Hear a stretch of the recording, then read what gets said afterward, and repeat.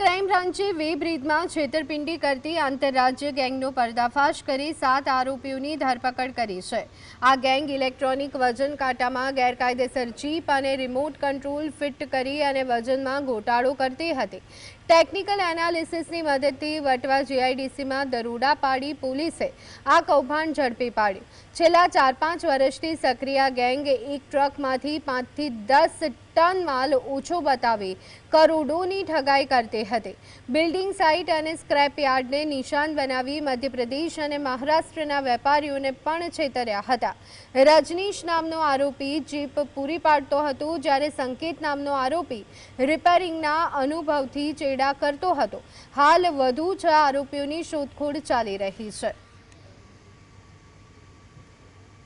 માહિતી અમને મળેલ જેની ઉપર હ્યુમન સોર્સ અને ટેકનિકલ સોર્સથી કામ કરેલ તે દરમિયાન અમને માહિતી મળેલ કે આ ગેંગ સાથે સંકળાયેલા કેટલાક મેમ્બરો કોઈ એક ચોક્કસ જગ્યાએ મળવાના છે, તો એ જગ્યાએ અમે વોચ રાખી રેડ કરી આ ગેંગ સાથે સંકળાયેલા ટોટલ 7 આરોપીઓને અમે એરેસ્ટ કરેલા છે।